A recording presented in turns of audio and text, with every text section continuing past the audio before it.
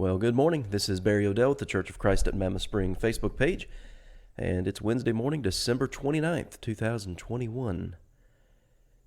And we got some folks joining on. There's Diana. Good morning. Hope you're doing well. Good morning, Connie Barden. Good to see you. We're also streaming over on the Near Churches page, and we are in Galatians Chapter 1 today. Galatians Chapter 1.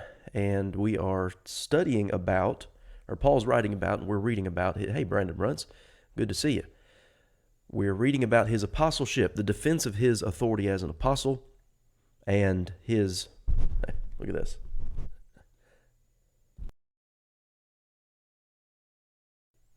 Forgot to take the cover off my microphone. I thought something sounded weird. Anyway, hey, Sheila Cole, and there's Gail, good to see you. Anyway, we're in Galatians chapter 1, and in these first two chapters, Paul is defending his apostleship, and he's really talking about the source of his apostleship, which he does that in the first verse, and then verses 10 and 11, but then the source of the message that he preached as an apostle. And of course, all that's the same source. It came to him by the revelation of Jesus Christ, as he says at the end of verse 12. So what he does then, so we got through verse 11 the other day, Monday. So we're going to start in we got through verse 12. We're going to start in verse 13 today. And what he does, beginning in chapter 1 and verse 13, down through about halfway through chapter 2, is talk about his activities immediately after his conversion to Christ. Because apparently what we can infer from the text is that some were, hey, Barry and Glenda, good to see you. Some were saying that he had essentially conferred with the other apostles to come up with what he was going to be teaching. And what he does is he knocks that down. And he lays out for the churches of Galatia, and you remember, you can know what churches those are, from Acts chapter 13 and verse 14 on into chapter 14. He lays out for them what he did after his conversion as recorded in Acts chapter 9. And so a good way to get an account, a chronological account of Saul's conversion, is to read Acts chapter 9, Acts 22, Acts 26, and then here in Galatians chapter 1 and chapter 2. And so he lays it out for us here beginning in verse 13. And one thing that he does here is he begins talking about his pre-conversion life, what he did, what he was doing before he came to Christ. You've heard of my former conduct in Judaism, how I persecuted the church of God beyond measure and tried to destroy it.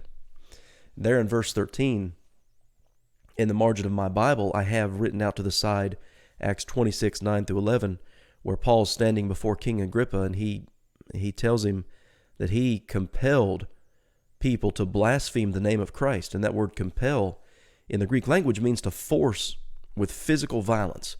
And that's exactly what he did. I mean, we think of the fact that he held the coats for those people who stoned Stephen to death, but he tried beyond measure to destroy it, to persecute the church and to destroy it. He advanced in Judaism beyond many of his contemporaries. Verse 14, in his own nation, being more exceedingly zealous for the traditions of my fathers. So if you want to read a little bit more about that, you can read Philippians chapter 3, but that shows us his character, shows the kind of man he was. If he was going to do something, he's going to do it with everything he had. He's going to put his all into it, whether it was persecuting the church or now preaching the gospel. And so Philippians 3 talks about his pedigree, but then the end there, verse 14 says, being more exceedingly zealous for the traditions of my fathers. Now, knowing a little bit of history about the Pharisees, he was, going back to Philippians 3, he was an Israelite, he was of the tribe of Benjamin, circumcised the 8th day, and he says he was a Pharisee of the Pharisees. He was the best of the best, you might say, among the Pharisees. But the Pharisaical tradition began in the Intertestament period. It didn't originate with, it wasn't like the Levitical priesthood that originated with God. This was a sect that developed over time within the larger context of Judaism itself, just like the Sadducees and the Zealots and all of that stuff. Good morning, Lyle. And all that stuff developed, as we call it, during the Intertestament period. So the traditions of my fathers. Of course, Jesus talks about the tradition of those Pharisees in Matthew 15 and Mark chapter 7. But he's building some groundwork here. Here's what I used to do, and here's what I'm doing now. Beginning in verse 15, when it pleased God, and then he makes this statement, who separated me from my mother's womb. You know, that's said of at least 3 other people in the Bible. That's said of Isaiah, Jeremiah, and John the Baptizer, I believe it is. Maybe I think it was John the Baptizer. Anyway, separated me from my father's womb. Now, of course, you know, there are some folks who believe in terms of salvation that's how God operates, that he chooses the individuals who will be saved and who will be lost.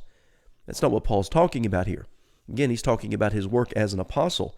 See, Saul, when you go back to Acts chapter 9, he was on his way to Damascus to persecute the church, to arrest anybody who was of the way. And he was, at that point in time, confronted by Jesus Christ on the road to Damascus. You know, Saul, Saul, why are you persecuting me? And he was told in Acts chapter 9 and verse 6, you need to go on into the city and wait, and it will be told you what you must do. Now, Paul couldn't, and of course that was ultimately done through Ananias, as recorded there in Acts chapter 9. Paul could have rejected Ananias. He could have outright said, no, I'm not going to do this. But he was confronted by the Lord. He was told what he needed to do.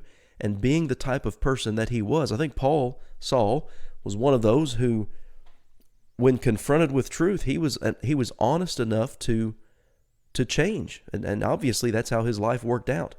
But the idea that he was chosen specifically to be saved, that's not what he was saying here.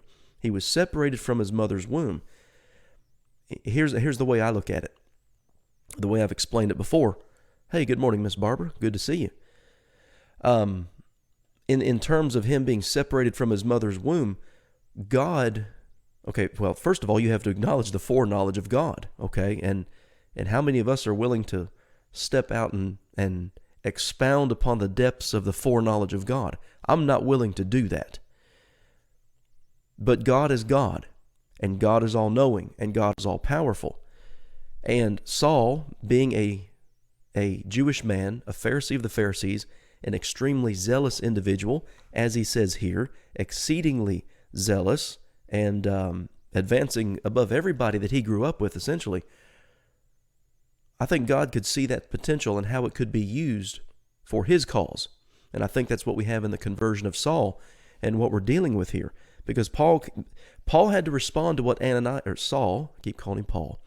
Saul had to respond to Ananias' message in order to be saved in the first place. And he was confronted in a very dramatic way, let's say, by Jesus Christ. He was struck blind. He fasted and prayed for 3 days. He had an experience like that, and it changed him. And then he obeyed the gospel. But he was a set-apart individual. And God was going to use him for his purposes. And the fact of the matter is, God did that with multiple people. I mean, that was even, so we looked through the plagues of Egypt not long ago, and that's one of the things that we read about Pharaoh. For this cause have I raised you up, God said to Pharaoh. Well, that he might display his power and his sovereignty. Hey, good morning, Miss Louise. So I think that's what we have here with the Apostle Paul, and God selecting him from his mother's womb. But then it says this, and called me through his grace. Well, the calling came through the gospel. And of course, that came through the message that Ananias brought to him there in Damascus. To reveal his Son in me, that I might preach him among the Gentiles. I did, and here's his point. This is the ultimate point of what we're dealing with here at the end of chapter 1 and on into chapter 2. I did not immediately confer with flesh and blood. So I've got that underlined in my Bible, and I think we can infer from that statement that that's what some people were charging him with, that he had conferred with people as to, okay, kind of like becoming a what might you say, a double agent. I'm going to confer with these guys, figure out what I need to say right so I can fit in with them, then I can get on the inside. He's already just trying to destroy the church, and so why wouldn't he do that to be able to further destroy the church? But he's making the point, that's not what I did. That's not how I got the information that I now preach. I didn't go up to Jerusalem, verse 17, to those who were apostles before me. But I went into Arabia and returned again to Damascus. Of course, Damascus is where Ananias came to him again, as recorded in Acts chapter 9, and that is north of the Promised Land. Damascus would be north and east of that, or rather, Arabia would be north and east of that. He didn't go to Jerusalem to have some council with the apostles to figure out what he needed to preach. Remember, what he's defending here is the source of the gospel that he preached. It didn't come from a meeting like that.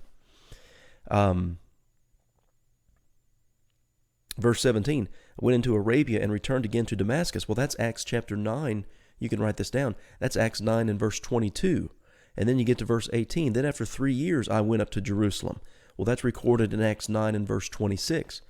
I've actually got, I taught through the book of Acts a while back, and I actually created a PDF of that, all that material, and I have a chronology. I have one page in that dedicated to the chronology of Saul's conversion, and it includes all this. And so you can go to our website, Mammoth Spring Church of Christ, and get that outline on the book of Acts.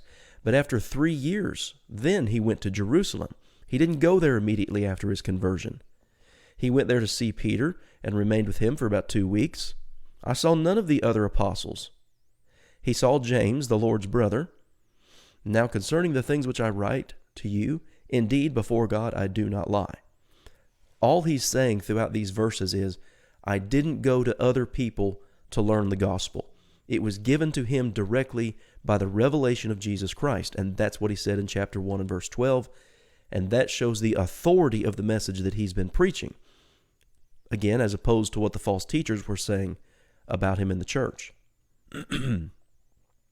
Verse 21, he says, Afterward I went into the regions of Syria and Cilicia, and I was unknown to the face of the churches of Judea, which were in Christ. The churches around where Jerusalem was, Judea, southern Israel, they didn't even know him if they saw him. That's the point he's making here. A further defense of his genuine apostleship.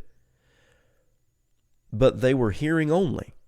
He who formerly persecuted us now preaches the faith which he once tried to destroy. And they glorified God in me. Well, imagine their relief. Okay, this guy is traveling all over the place with authority from the chief priests to arrest anybody who is of the way. Okay, remember, that's how we're introduced to Saul. Okay, Deborah says, it just occurred to me that the apostles didn't stay close to each other all the time if he didn't see any of the others. Yeah, that's true. They were doing their own works. It wasn't just like a group of 12 guys walking around together in a group all the time. They went their own ways, you might say. And that's one of the things about the book of Acts. So, like, if you look at your Bible, the title of that is called Acts of the Apostles. And I think a more apt description of it would be some of the acts of some of the apostles. You know, we don't have a record of everything that every apostle did, and so that's a good observation, Deborah. Primarily, when you look at the book of Acts, we read of the works of Peter and Paul. Now, we do read of some other apostles, but it's primarily focused on their work and what they did. All right, so again, Galatians 1 and verse 23. Imagine the relief that those Christians had. He who once persecuted us, well, he's now working with us. They'd be relieved that he wasn't trying to kill them. And so they glorified God in him. Then, after 14 years, I went up again to Jerusalem with Barnabas and took Titus with me. Now that's Acts chapter 15. What we call the Jerusalem Conference. You know, some of the brethren of Judea were coming in and saying that the Gentiles had to be circumcised and to keep the law of Moses in order to be saved. That's what we're discussing here, or that's what he's writing about here. After 14 years, he went up to Jerusalem with Barnabas and also took Titus with him. And again, he makes this point. And I went up by revelation. Okay, he wasn't told to do that by the apostles, to, hey, come over here and we'll teach you what you need to teach. It was revealed to him by Jesus Christ that he needed to go to Jerusalem. I went up by revelation and communicated to them the gospel which I preach among the Gentiles, but privately to those who were of reputation, lest by any means I might run or had run in vain. Yet not even Titus, who was with me. So this whole discussion here, again, the historical context is found in Acts chapter 15, and it has to do with these prominent individuals within the church. The apostles and elders got together. James was there. Peter was there. Barnabas was there. They were all there having this discussion about the necessity of circumcision, specifically circumcision for the Gentiles, and how they should handle that matter. And you remember from reading Acts 15 that they eventually wrote a letter and sent it to the churches of the Gentiles saying, we didn't ever command that. So that's what all he's talking about here. But then he gets back to Titus. Yet not even Titus, who was with me, being a Greek, was compelled to be circumcised. And this occurred because of false brethren secretly brought in. Now this is pretty interesting here. Secretly brought in. Well, we don't know who they were specifically, and we don't know who brought them in. But they were having an impact on the church, a rather disruptive impact on the church. They came in by stealth to spy out our liberty which we have in Christ, that they may bring us into bondage. And it all has to do with Judaism. It all very specifically had to do with circumcision. They weren't, Paul and Titus were not going to be brought under bondage to that old covenant and to the requirements of circumcision. These were false brethren who were trying to force this upon them. Now, people, what about Timothy? Okay, so Acts chapter 16. Immediately after the Jerusalem conference in Acts chapter 15, we are introduced to this young man named Timothy, whose mother was a Jew and his father was a Greek. Well, Paul had him circumcised, but we're told why. So when you go back to Acts chapter 16, verse 3, Paul wanted to take Timothy with him on his missionary trips, and it says he took him and circumcised him, and here's the reason: because of the Jews who were in that region, because they all knew that his father was a Greek. Paul didn't circumcise Timothy because he wanted him to be saved. It had to do with a matter of expediency. How would a Jewish audience receive a man, Timothy, who they knew his father was a Gentile and uncircumcised? So it was a matter to help to further the gospel, not a matter of salvation, as the Judaizers were trying to make it there in Acts chapter 15. But why didn't he circumcise Titus? Well, because they were trying to force circumcision on him. And that's the point. That's one of the points he's going to make here in the book of Galatians in chapter 5 is, in Christ, circumcision avails nothing. It doesn't matter. You can if you want. You don't have to if you don't want to. So for the sake of his mission work and the success of Timothy's work with him, hey, let's take care of this. Let's circumcise you and it won't be an issue. There was nobody trying to force it. Well, with Titus, the false brethren who were secretly brought in, they were trying to force it. And he says, verse 5, back to Galatians 2, verse 5, to whom we did not yield submission even for an hour, that the truth of the gospel might continue with you. That's why Titus wasn't circumcised. They weren't going to be held captive by the old covenant requirements and submit to these false brethren. They just weren't going to do it. There's no compromise here. But from those who seem to be, back to Galatians 2 now, verse 6, but from those who seem to be something, whatever they were, it makes no difference to me. God shows no personal favoritism to man. For those who seem to be something added nothing to me. But on the contrary, when they saw that the gospel and we see this throughout all his journeys, Paul is pressured from all sides. And you really see that like in Acts chapter 13, for example, when Paul and Barnabas are in Antioch. They get it from the Jews and they get it from the unbelieving Jews and unbelieving Gentiles. And some of them claim to be something. And he just points out, listen, God doesn't show any respect of persons, and neither do I. But on the contrary, when they saw that the gospel for the uncircumcised had been committed to me, as the gospel for the circumcised was to Peter, for he who worked effectively in Peter for the apostleship to the circumcised also worked effectively in me toward the Gentiles. So he's talking about the different works that he was doing. And this doesn't mean that Paul only ever preached to Gentiles and that Peter only ever preached to Jews. That was just the primary focus of their work. That's all that's talking about. James and Cephas and John, Cephas being Peter, who seemed to be pillars, perceived the grace that had been given to me. Remember, all of this is going back to, okay, Paul, where did you get your authority? How is it that you came to be an apostle? How is it that you came to be preaching this gospel? That's still the point that he's making. That his message didn't originate with Peter. It didn't originate with any other apostle. It came by the revelation of Jesus Christ.